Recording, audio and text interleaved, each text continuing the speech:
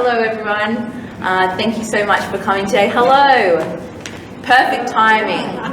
Hello to all of our online watchers as well. Thank you so much for coming today. So I'm just going to kind of kick this off with an acknowledgement. So I'd firstly like to acknowledge that this meeting takes place on unceded Aboriginal land. We acknowledge and we thank the traditional owners and custodians of this land, the Darug and Gundungurra people. We would also like to pay our respects to any elders, both past, present and emerging. This land always was and always will be Aboriginal land. I'd also like to take a minute to just thank our sponsors and organisers. So a big thanks to the Women's Health and Resource Centre.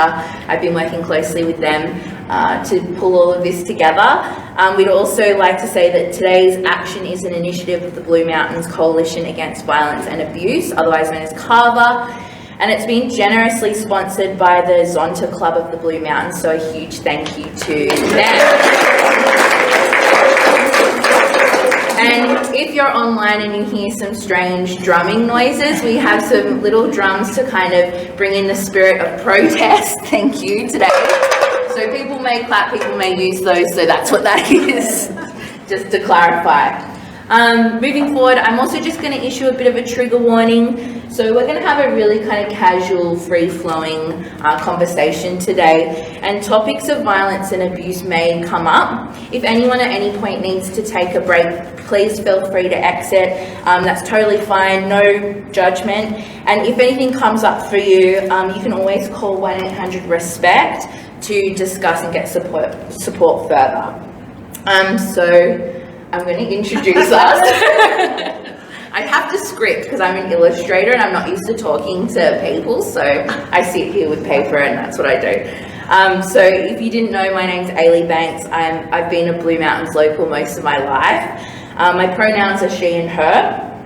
I'm an illustrator now, a feminist and an author. To give some extra context to our conversation today, I'm also a survivor of domestic violence. I grew up in a domestic violence situation and I experienced abuse at the hands of my biological father. And as a result, I now live with a mental health condition called complex post-traumatic stress disorder, otherwise known as CPTSD. And I talk really openly about all of this on all of my platforms to hopefully try and alleviate some stigma and have important conversations like this one. So the woman I'm lucky to be talking to, I'm sure does not need an introduction, but just in case, I didn't know this is our local MP, Trish Doyle. Now, Trish has been representing our community of the Blue Mountains in Parliament since 2015, and she has been a strong advocate for changing domestic violence and sexual assault laws, amongst many, many, many other things. In her amazing maiden speech, Trish spoke openly and honestly about her experience also dealing with domestic violence, and also about her experience living with a mentally ill partner. For these reasons and many, many more, I'm delighted to be in conversation with her today under the banner of Reclaim the Night. So thank you for coming. Thanks.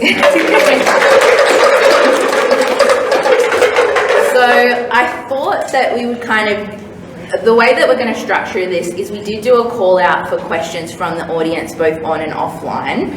I'm going to, rather than doing a formal Q&A, I'm going to kind of weave them into the conversation because we kind of want to keep this as organic and flowing as possible. But when we had our initial meeting online, I did flag with Trish that I would really like to talk about her support of the coercive control bill. And I kind of structured that into my call out to my audience for questions, and a lot of the feedback that we got back was that lots of people didn't even know what coercive control means. And so I thought we would kind of kick this off with asking you if you could kind of outline what coercive control is and how it might show up in our lives and community. Thanks, Ailie. And just before I do that, it's so fantastic in what has been a very tough year for many to look out and see the faces of fabulous women that I have the deepest respect for. So thanks for being here, and I feel really honoured that you are so open and forthright and proud to call yourself a feminist. And you know, the next trailblazing crew. Ailie, thank you. Thanks to the Women's Health Centre, thanks to Zonta and Carver for bringing us together. In terms of coercive control, it's usually a term that organisations who work in that space of responding to domestic violence would be more familiar with than your average person, you know, that you might pass in the supermarket or in the street, or even, you know, if you're having an event with family, friends, or, you know, with your neighbours. And it was a term defined by Professor Stark, where he talked about a pattern of domination. And that pattern of domination includes a whole range of behaviours, and together those behaviours are about coercively controlling someone else. And some of the tactics in that control aim to violate, degrade, exploit, control victims, as well as to frighten them or hurt them physically. But coercive control and the discussion that has been happening in our country, Ailie, which is fantastic that it's become part of the national discourse, looks to define a little bit of those patterns of behaviour. And beyond that, there has been conversations from the women's movement, from those peak organisations and all of the bodies that work in that space for women and the prevention of domestic violence for decades. And finally, the conversation has shifted to criminalising coercive control behaviours. So recognising that it's not just a black eye or a broken arm that defines domestic violence. So Jess Hill, who came to prominence through a lot of her work with the media, but particularly in her book, See What You Made Me Do, says that domestic violence or domestic abuse occurs on a spectrum of power and control. And the movements that are monitored by someone who's seeking to control a victim is often called coercive control. So there are at the moment in New South Wales, there are two pieces of legislation. One is in draft format, which is Abigail Boyd from the Greens, her exposure draft bill, which is still circulating in the sector for comment. Another is a private member's bill that earlier this year my colleague, the member for Shell Harbour, after meeting a local family who lost their sister and their mum to domestic violence, where there wasn't any physical abuse, but it was years of coercive control. She sought to have some legislation drafted, and so Labor has introduced a bill into the lower house in New South Wales Parliament. And I think as a result of all the conversations, pressure from the sector, a range of bills that come from areas outside the government, has forced the Minister into announcing, which he just did last week, the Joint Select Committee. So it's people across the chambers who will come together, so parliamentarians who will seek witnesses and submissions from the sector over the next number of months, up until June next year, to look at coercive control. So he's been brought finally to the table to have the discussion as well. So I just thought I might,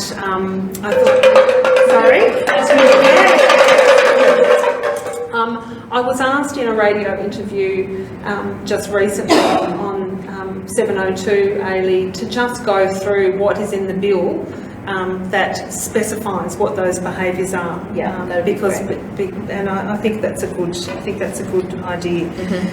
So the bill criminalises conduct or behaviour or pattern of behaviours that do one or more of the following: making another person dependent on or subordinate to a person, isolating a person from their friends, their relatives, other sources of support, controlling, regulating or monitoring another person's day-to-day activities, and that often looks like determining when they use their phone, who they talk to, where they go, what they wear, what they can eat.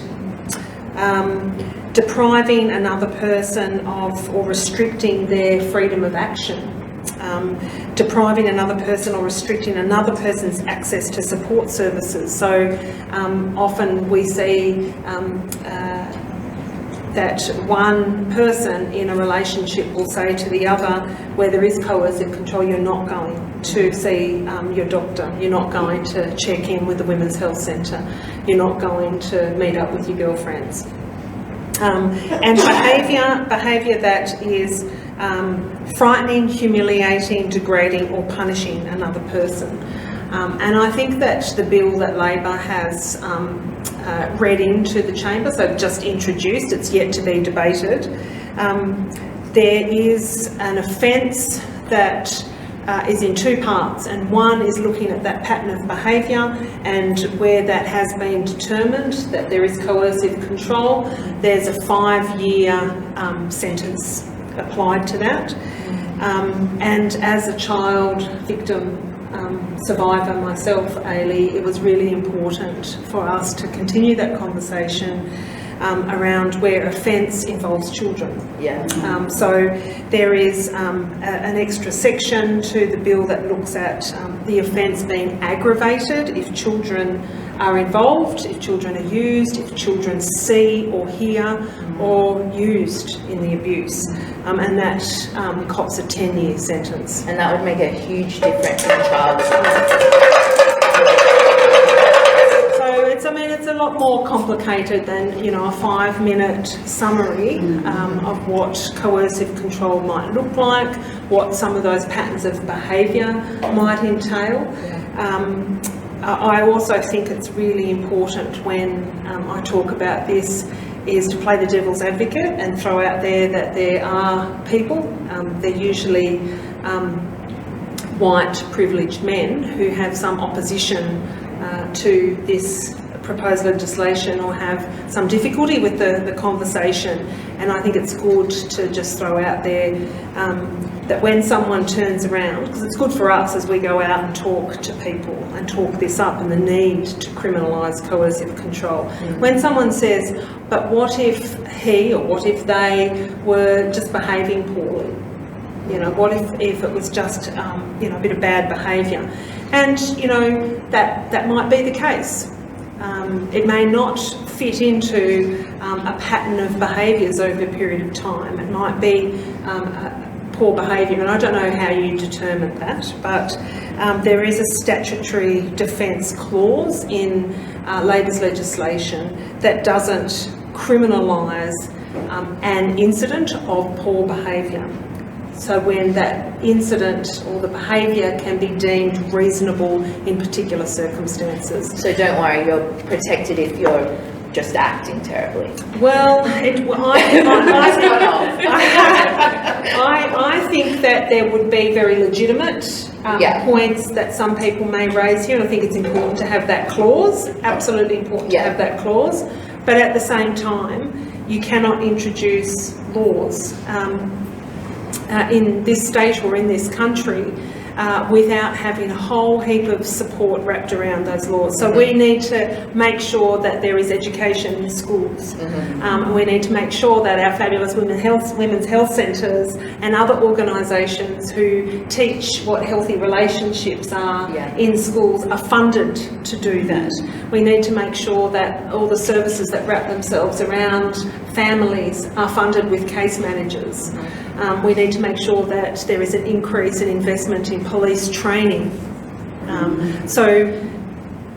There needs to be magistrates and people within the legal system who are trained and familiar and aware of the sensitivities around these issues as well. So it's extremely nuanced and complex as a concept in general. I've had a couple of questions come in regards to coercive control in particular. The first one's from Isla Curtis, and they ask, Do any of our existing laws protect against coercive control if the victim is not being physically abused? And if not, by legislating against physical domestic abuse but not mental abuse, are we being dismissive of the importance of mental health? So there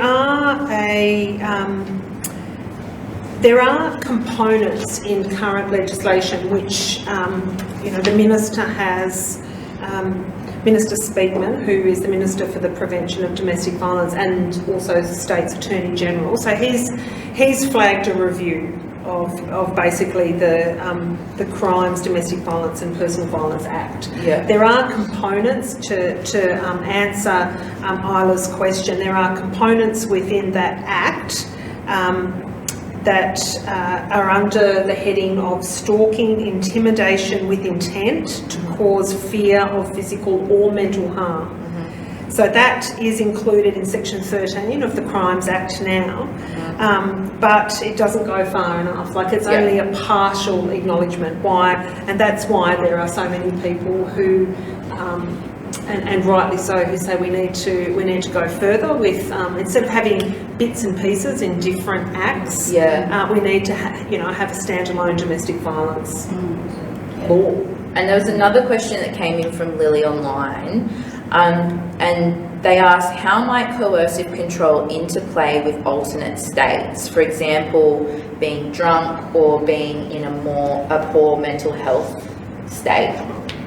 That's a really tough one, and I think that if our criminal justice system works more closely with our women's services, and there is a respect of what no means no,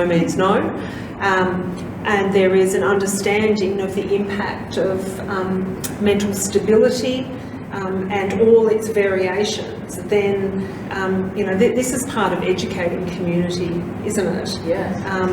And we know in terms of domestic violence and sexual assault, and I'm sure that there are many of our experts here in the audience today who can talk to the fact that if a woman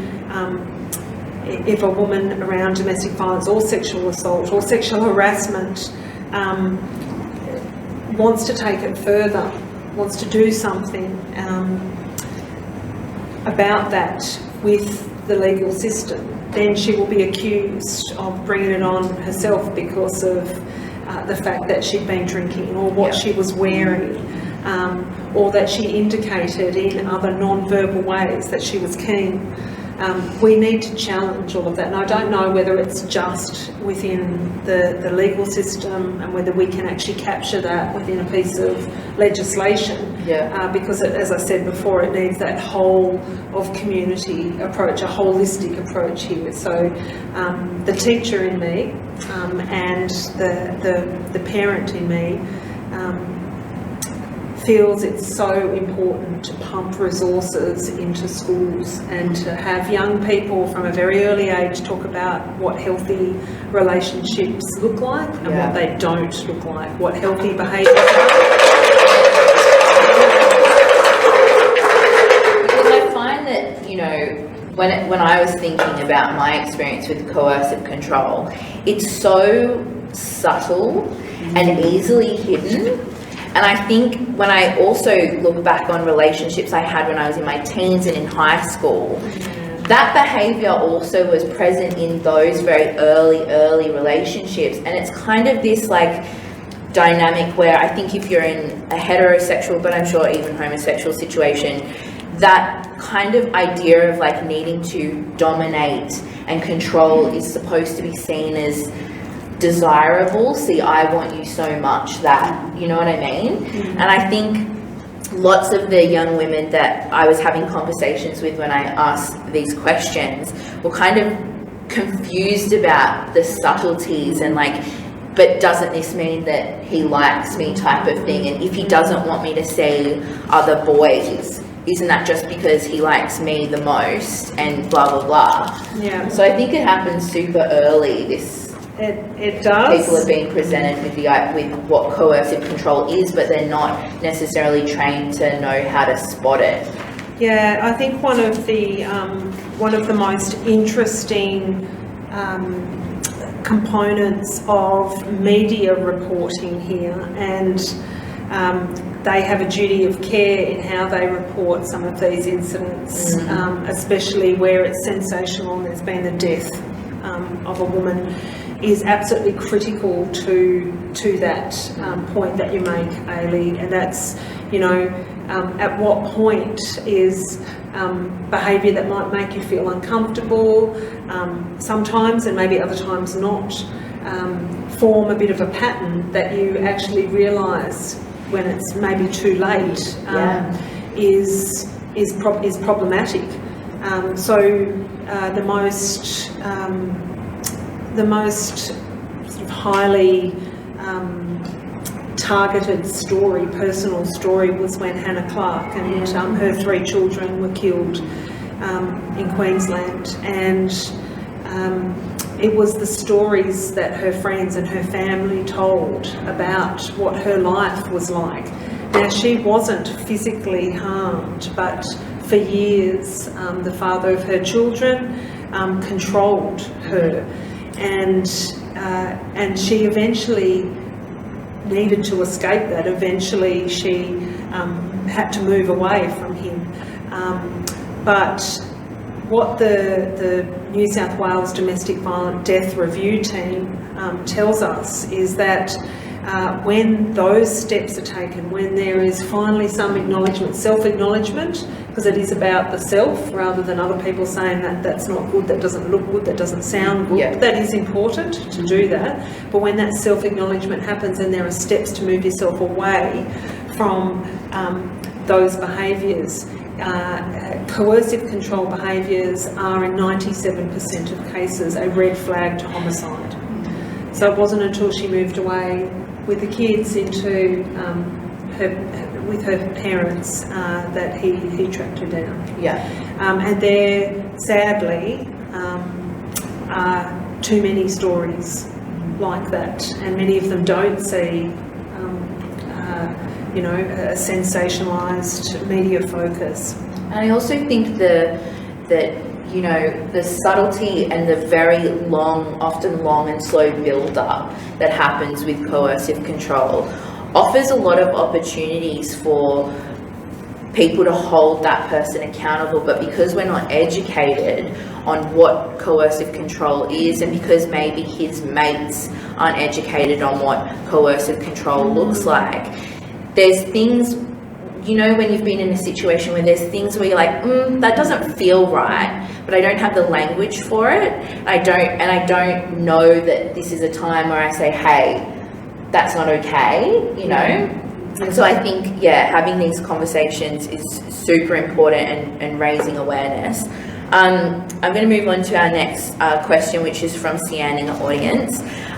So she says, within my university studies, I came across a Guardian article stating that 64% of young women within a study had experienced abuse, but many of them didn't even realise it.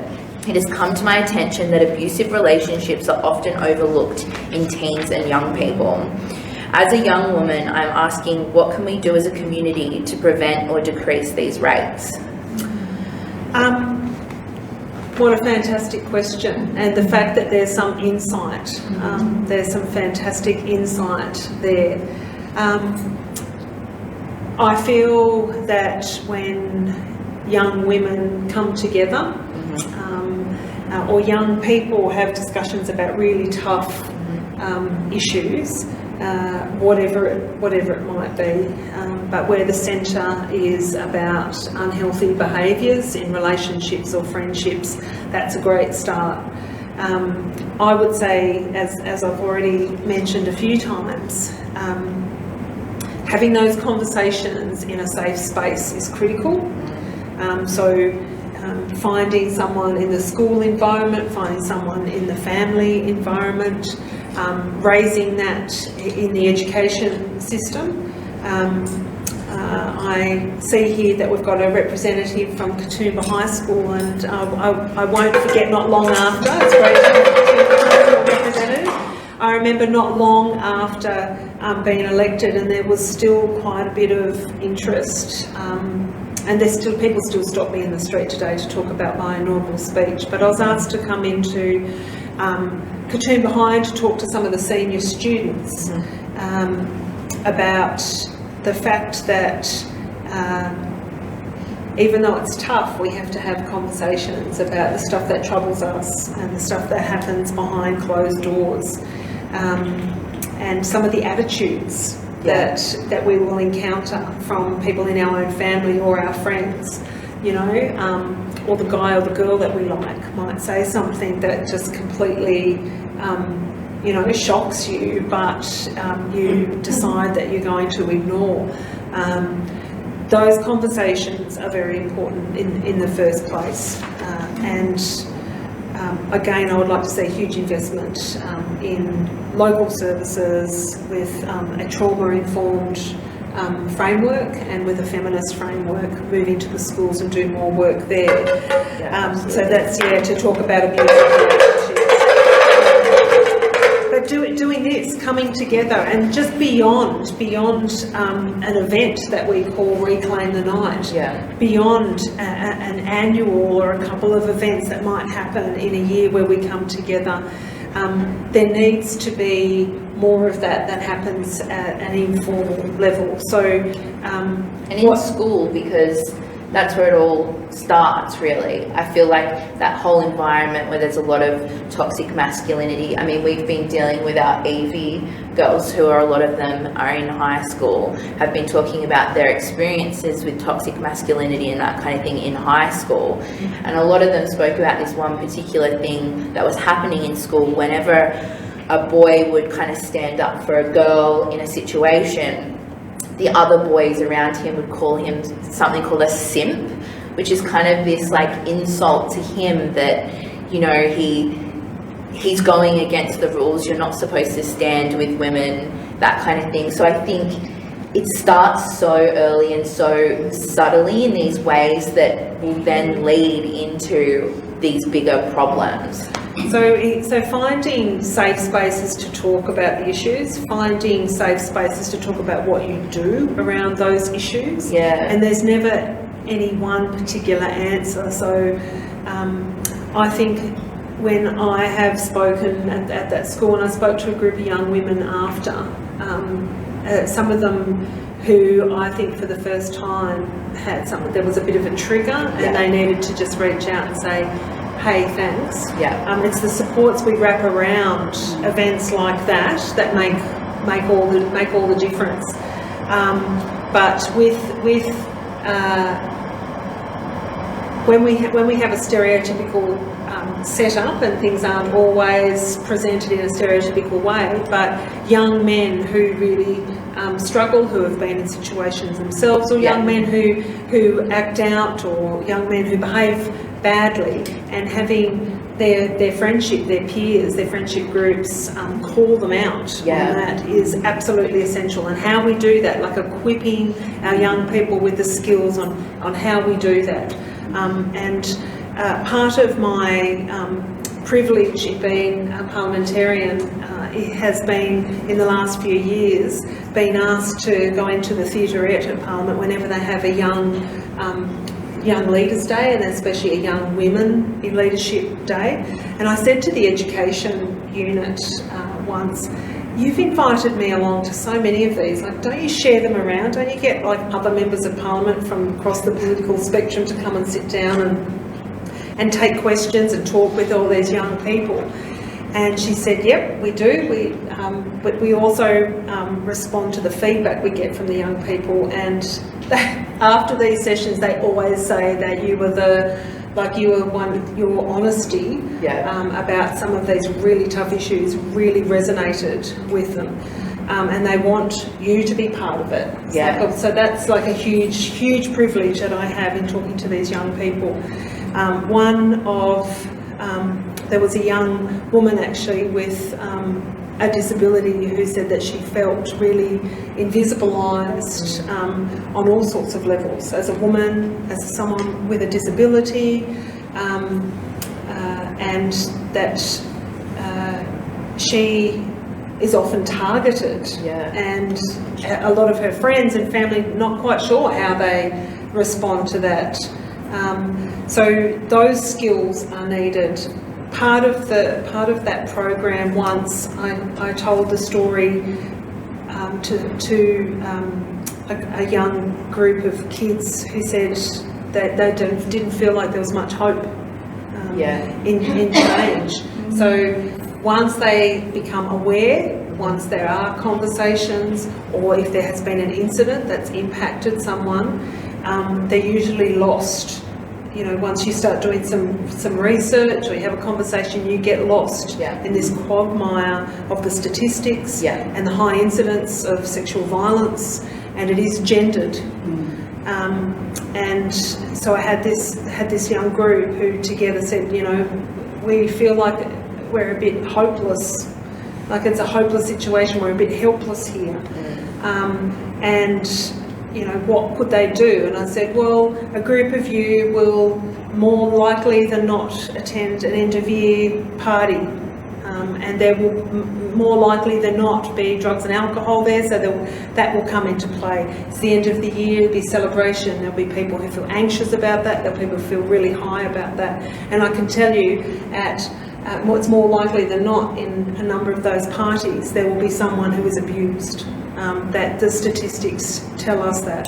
So if you see that, if you hear that, you speak up, you stand up, you speak out, you be fight, empowered by back. the information. Yeah, so you know this now, and don't be afraid not to speak. And I tell them about a young person a young woman who stopped me on the street a few years back, and a handful of years back. And she said to me, you don't know who I am, and you don't need to. But I was at a party last weekend, and as I was coming down the stairs in this massive house with a mass amount of young people who are all in different stages of being affected by drugs or alcohol, and excitement. And there was, you know, music pumping, and it was great, but, you know, she said, I knew something was wrong when I was coming down the stairs, and there was another young woman, I don't know who she was passed out at the foot of the stairs, and there were a group of 3 guys, she said, I'd never seen before, I don't think they were local, and they were deciding who was going to go first, basically who was going to rape her first, and she was unconscious. And she said, and I just froze, and I didn't know why I couldn't speak or move. She said, I just froze on the stairs. And she said, and then this young guy comes in. He walks out of the kitchen, and he comes in, and he stops, and he says, who are you blokes? And they turned around, and he goes, well, I don't think she can say yes or no. There's the door. Yeah, and I find that, like, the thing is that, you know, we have to, what I think about a lot is, you know, because I attend a lot of women-only spaces and events like this, and something that I have a lot of male peers. My long-term partner is a man, you know, and these are conversations that we're having together because I'm out here doing this, right? But I think that men really need to be brought into the conversation, because you have to think about all the layers that go into it. You know, women are socialised differently, and they're often socialised to not speak up and be assertive in that manner. And I think a lot of the time I have seen similar situations where a man who has usually been educated by the women around him will stand up in a certain situation like that, and it will give everyone onus to also stand up and back him, including his male friends. And so I think moving forward, and I know that a lot of the Gen Z kids that my partner works with, who are, you know, all 17, 18 and below boys, they are trying to be part of this conversation as well, but there aren't necessarily spaces for them to kind of speak about what it is to be discriminated against for standing up for women, which is such a part of it as well. And so I think, like, we need to start bringing young men into the conversation as well, for sure, because it's really effective when you've got lots of voices. And unfortunately, men who are going to assault women don't listen to women. I've been in the situation many times where I'm, barking at someone and they roll their eyes because I'm a woman and they don't care what I have to say. But when a man will step in, which is usually my partner, all of a sudden that voice holds more weight.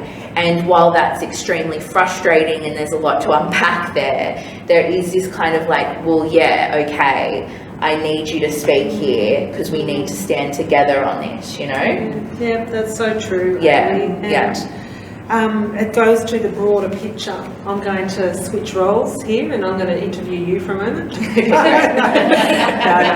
I'm just, when you were talking about that, about the voice and the weight that is held in a public space and often in the private space as well by men over women, it just reminded me of some of the work I was doing earlier this year. So I'm the Shadow Minister for Emergency Services, I'm the Shadow Minister for Women and the Shadow Minister for the Prevention of Domestic Violence, and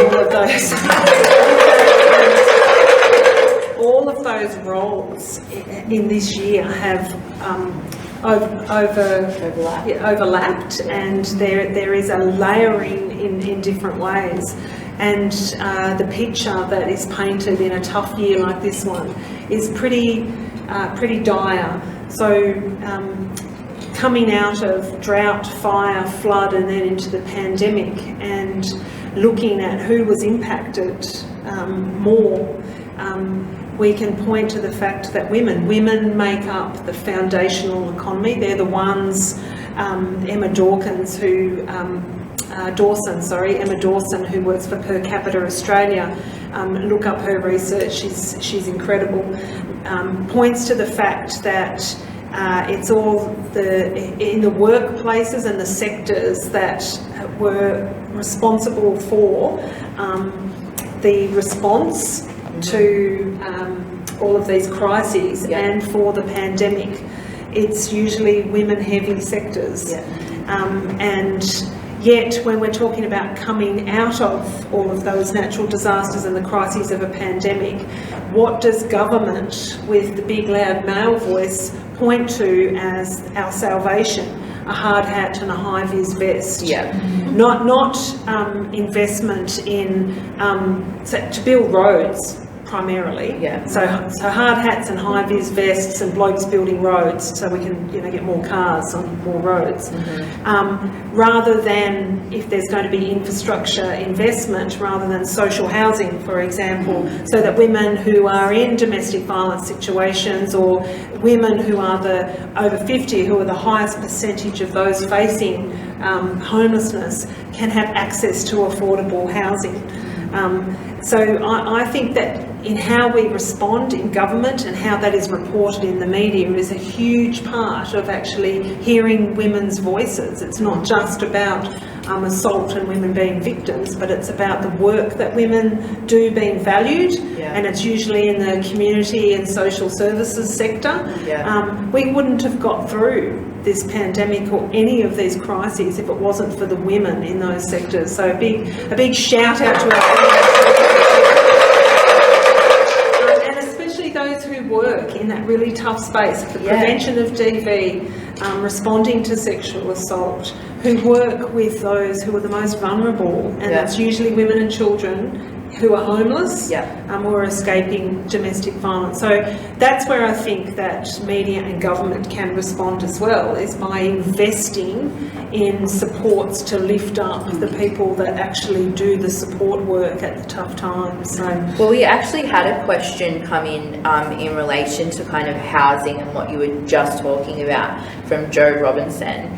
So they say vacancy rates in the Nepean Blue Mountains area are incredibly low at the moment, and prices are rising beyond the reach of many of Wentworth's homelessness clients, who are often on very low incomes. What do you believe the New South Wales government could be doing to stop rents increasing to the point where most people on low incomes can no longer afford to rent privately and become homeless due to the shortage of social housing, and there is an emphasis there on how that affects women and children. Yeah, so we had, our state governments do rely on money that flows from the federal government as well, and sadly we have seen a lost opportunity with the federal government failing to make announcements about huge investment in social housing. We will soon see what the New South Wales government comes up with, but I can pretty much guarantee that will be more hard hats and high-vis vests and roads rather than in social infrastructure. I really do think that coming out of the recession that they've announced we're in, but also just the impact, the social impact of a year that's been really tough for lots of people, for their mental health. There's a high rate of unemployment, there's been a high incidence of domestic and family violence and sexual violence, and just people feel that it's been a tough time. Yeah. We need to look after our most vulnerable, and if beyond JobKeeper and JobSeeker, and I know that there are a lot of people here who work in the sector and expecting the absolute worst outcomes once a lot of those people crash. If only governments were focused on that social impact and looked after those who and prevent them from actually taking that next step towards homelessness. Yeah. So those who rent. Mm-hmm. Like me. Yeah, and just forever. Working with real estate, community, working with real estate, working with government, putting where possible, assisting landowners to enable them to look after their tenants, encouraging that rather than this kind of conquer and divide attitude. I mean, there's a huge attitudinal change that's required here as well. So I would like to see, similar to the midst of the pandemic where there was a bit of a freeze for people who were struggling with mortgage repayments and paying rents, for some sort of stopgap measure to be instituted by government in that space. I don't know what it might look like, but I do know that it actually is transport and roads and finance that takes precedence when government ministers sit together, not the person who looks after housing and homelessness and community service sector. But if only they listen to the experts who are dealing with the fallout on the ground about what might work. The answers are there. I look forward to actually seeing what NCOS, the National Council of Social Services, put forward as part of recommendations for the New South Wales government in their budget. And I know that the very foundation of women and families at risk and the community services sector, and lifting them up lifts us all up, because the cost down the track of hospitalisation, the cost emergency when housing. when you don't invest in affordable social housing is monumental. Yeah, and I sense for a lot of my female friends who are single parents and stuff like that, there is a worry that once JobKeeper, JobSeeker finishes officially in March, isn't it? That there's a worry about that rent pressure and all that kind of stuff, and they've said to me, that it's a very fine line of how long can I keep paying this and keeping a roof. So it all kind of ties in. But so I'm going to move on to the next question. So this one comes from Kerry Miller, and they say, it is recognised that Aboriginal and Torres Strait Islander women experience violence at higher rates than the rest of the population. What projects or programs would you like to see introduced to change this? Well, thanks to Kerry for that question. Thank you, Kerry, and thanks, Ailie, for speaking for speaking. It's not what programs or projects I'd like to see introduced, but I think there needs to be an acknowledgement by government for those who have decision-making power, to be respectful of our First Nations people in the first instance and listen to what programs and projects they believe are needed. This is part of the problem, is that we have people making decisions who have no grounding in real life at times, I feel. Let alone in First Nations communities. Yeah. So I mean, I actually just 2 days ago spent my time with a number of services on the Central Coast, and I met up with the Central Coast Regional Domestic Violence Committee, and I spoke to two aunties in that committee who said to me that the biggest change that they'd like to see to funding cycles and funding models is an acknowledgement and a respect for our First Nations people, because what they have to do, which is it's already hard enough for those who have to employ someone to write grant applications almost solidly through the funding cycle year, and who have to do more every financial year with less money. But for those very particular Aboriginal services that are dealing with their kin, they have to jump through twice as many, at least twice as many hoops. Their compliance regulations are much harder, and we already know how tough it is. So there is this almost distrust and a deep disrespect. So I think that if we listen to frontline workers and frontline services about what they need, it's not what I think, or it's not what the Minister thinks, or it's not what the Premier thinks or the Treasurer thinks. It's about listening and having that respect for people who work at the front line. We do know that our First Nations people and Aboriginal Torres Strait Island women experience higher rates of violence, and some of our elders have some ideas about what might work best for different communities. And I don't think any model that comes from the Minister's office and has overlaid a particular community is going to work. More funding, more case managers, more housing, so that those who want to move themselves away from violence have options. And more Aboriginal people in positions of power to make those decisions. Yes, and so I said to one of these fantastic Indigenous women that years ago, when Mike Baird stopped me in the Fountain Foyer in Parliament and asked me how it was all going, whether I was enjoying my time as a local member. I hadn't been in the place long. I said to him, I am, but I really feel out of place here, mate. Like, this is not my world. I didn't plan, like a lot of you people did, to be in Parliament one day. I was just living life, and I had an opportunity and took it, and here I am. I said, but I tell you what, here's a really good idea. From time to time, members should stay at home in their electorates, and they should nominate someone in their community, and we should set up a People's Parliament. I said, so you lot can all stay there. You can have the Premier and the Treasurer and all the ministers. And leave your jargon at home. Yeah, but I would so love to say, you know what, I've had a gut full of you lot lately, but I'm appointing Kerry, and she's going to come in and she's going to represent the Blue Mountains for the next 4 months.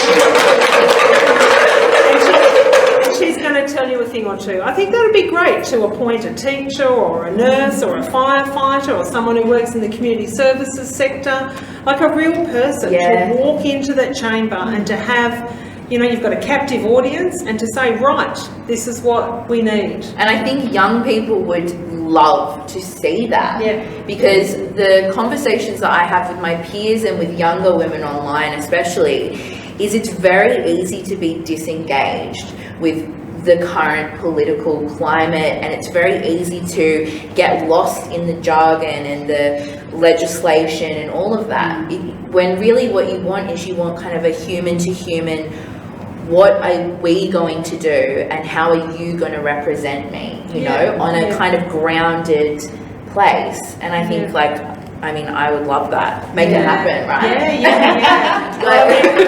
Well, it wasn't surprising that he looked at me as if I was just like a insane. I could see like he smiled, because my bed was always that really personable kind of character. He smiled, but in his eyes I could see he was thinking, who is this Fruit Loop? You know, who on earth is she? But that's just it. Real people who live real lives need to have their voices heard in the Parliament and in those decisions that are made, and that's why it's really important to have someone who is your representative take your voice into the Parliament. But you know, I have to say it. Because the personal is political is personal. Yeah. If we want the kinds of social policies and the money attached and the investment attached to those policies, and government to act on those policies, not just talk about it, but walk their talk, then we have to change government. Yeah, I think that there's a huge problem with elitism and often cases, you know, uneducated people who maybe don't understand all that jargon or don't have access to understanding the political system get left behind. Yeah. And I think I think we need to change the whole thing. But on to the next. That's a whole other meeting we could be having. So we have another awesome input, and I'm going to pronounce their name wrong probably, but it's from SJ. I'm not going to say your last name because I'll say it wrong. Even though I come from an Eastern European Polish background, I'm really sorry, I won't even attend. I think that... Stazek! Okay, Stazek? Okay, where's that from? That's the Aussie version, I think Staszak. It's Polish. Polish. I'm also come from... So sorry to anyone Polish who's watching. They said, I received a very large compensation claim and trusted a professional to manage it for me. Unfortunately, I became a victim of financial abuse. My question is, are there existing community services supporting people to reduce their risk of abuse when receiving large sums such as compensation? And are there ways we can improve general protections for women from financial abuse? Thanks for your question. Yeah, tough question. Like that's, I think that'll take a week to answer that one, SJ. Wrap it up. I'll just touch briefly on that because it is huge. There's lots of different elements to this question. And I'll also acknowledge that Marie from Zonta also asked some questions about money and finance has been a really important tool to women's women being able to move out of abusive relationships and abusive or away from abusive situations. So that empowerment around financial skills is absolutely key. There are really good services, there are really good people in a range of services who would provide that support in community. I think about a presentation that we had in Parliament recently from the whole array of community legal centres across New South Wales, and particularly because it spoke to me about skills that I once really struggled with myself as a sole parent. From the financial legal centre, and so there's a whole range of community legal centres, and I think that if anyone ever finds themselves in a particular difficulty because of a particular situation, whether it's around domestic violence or whether it's just around the situation that you've outlined, SJ, with an amount of money that you were ripped off with, by the sounds of it. Management around large lump sums. Who should have access to that. Who should have access to that. So in the first instance, I would say get some legal advice from one of your community legal centres, and there is the finance centre that you and I guess in our finalised video we can drop some resources in the links, local resources. But I mean, in any community, and ours, I have to talk up our Blue Mountains Community Services sector, because I think that collaborative interagency approach is just brilliant. You know, you would reach out to the Elizabeth Evatt Legal Centre or you would talk to your local neighbourhood centre. And because we have this interagency approach and everyone knows everyone, if one particular agency or service can't help, they know someone who can. And it often is, I have to say, it's often really good women. It's individual women who network, and if they can't help, they'll put you into someone. And a lot of them have lived experience too. Earlier, it's absolutely spot on. Which is really important. But you know, interestingly, my two sons and their girlfriends raised this with me not so long ago, that there's a real gap in our education system too, that more likely than not will impact women, but it just impacts young people. And that is, you know, they will go in and they'll be taught how to analyse some sort of Shakespearean Pythagoras theorem. And you know, that's all well and good, but there is a whole range of like life skills, and a lot of those life skills around how you manage money and where you get advice if you're having difficulties with the situation. So that's actually something that has come up time and time again, that gap. Especially me going into freelancing and have a lot of, because it's a millennial thing, we're all freelancers now, and none of us knew how to go about tax, and none of us knew how to invoice, and particularly a lot of us being women, money can be so freeing when you know how to manage it correctly, but there is a gap between schooling and how to manage your money. Absolutely. So imagine if one of the sort of toolkit subjects at school involved, you know, the Women's Health and Resource Centre team. Like if there was funding for the, you know, the local legal centre to get together with the neighbourhood centre, the Women's Health Centre, and come in and talk to young women about some of the life skills, some of those life skills that you will need to have, and actually hands-on, you know, work through forms and talk about tax and talk about the importance of investing in your superannuation and talk about the gender pay gaps and the things that you need to be aware of once you move out of school. And how to advocate for yourself in the workplace in terms of pay negotiation and all that kind of stuff. Absolutely. Well, it's also educating and politicising and empowering people once you do know, even if what you learn is that you are at a disadvantage.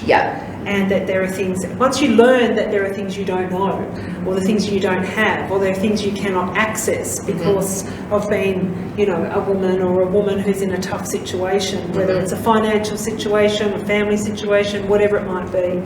But imagine if we actually did equip people with those skills. It's so empowering to then make change. So, you know, I come back to the importance of schools and our curriculum, but there is already such a huge workload and a very stressful workload on our teachers and our schools. So they can't just do that. They're more and more doing work of families and of governments and of services. So we need to actually value our teachers and our schools and pay them more and invest more there. Well, I think all of everything that we've talked about today kind of all wraps into each other, and it all kind of merges. And I think, you know, I feel like it's been a really positive conversation, and I hope no one's been too dragged down by statistics or the realities of things. But I know Trish and I, we did want to kind of end on a bit of a call to action. So something that you can take away from today's meeting and do something that's going to have a bit of an impact. So take it away. Excellent. So Ailie and I were having a chat, and she can talk to this in a moment, about reaching out to members of parliament. They're the ones who walk into the chamber, or they have conversations in their caucus rooms first about the sorts of issues that they're going to highlight and that they're going to prioritise. And they're going to talk about. So reaching out to members of parliament, especially conservative ones, and encouraging them to listen to your voice and what you think needs to be prioritised by governments is really important.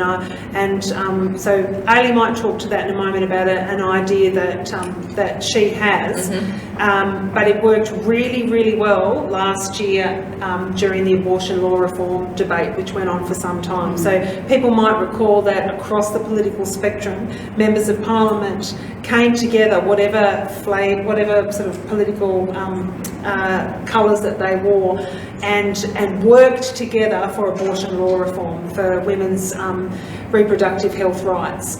And it was a step that Our Bodies, Our Choice, and a group of young women, and one of their sort of activities that really made a huge difference there. So I'll let Ailie talk about that. But I'm going to say to everyone who's watching, everyone who's here, and share this around. We'll put the link up later.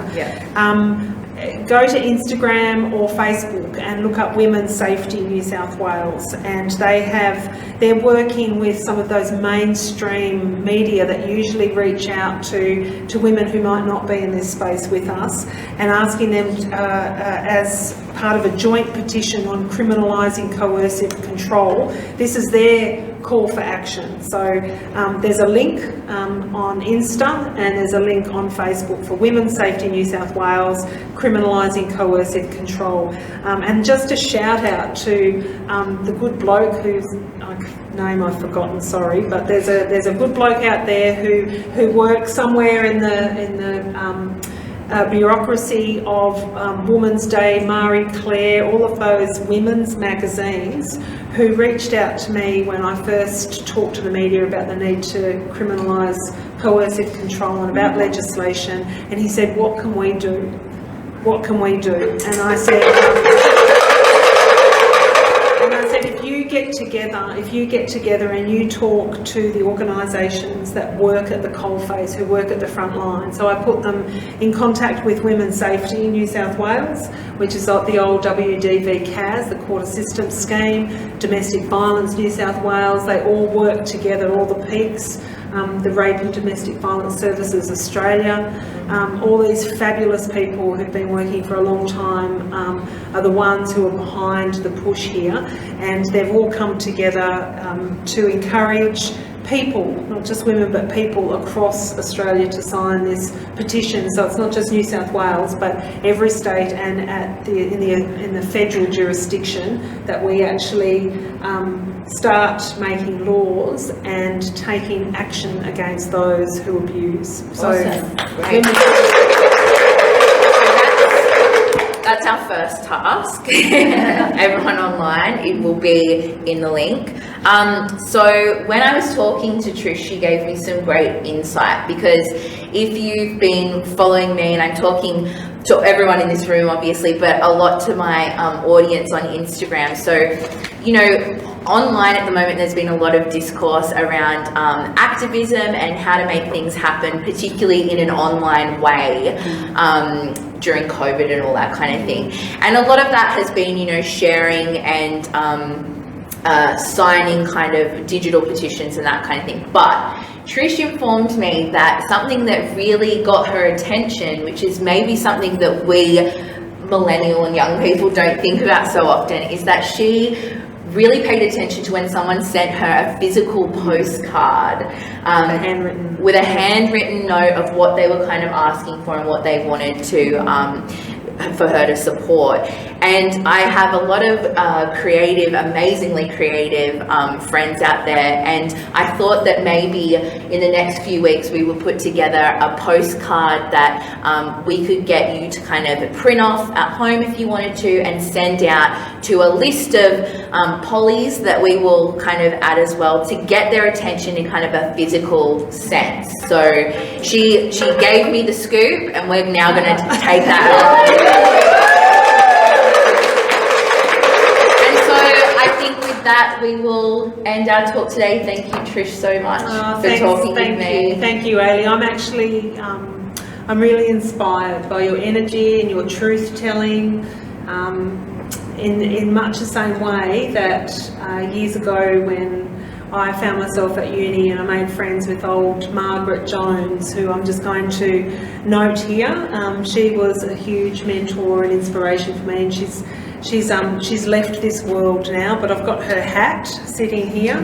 She gave me a beautiful ceramic badge which said, "Dare to struggle, dare to win," and I often wear that into Parliament on days where my energy is depleted.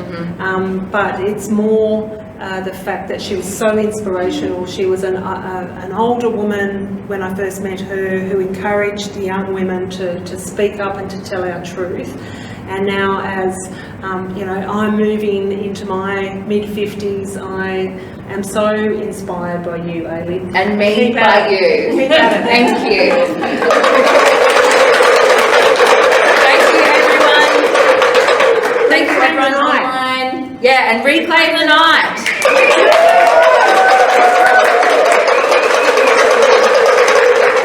Perfect. Excellent. Cool. Thanks everyone. It's really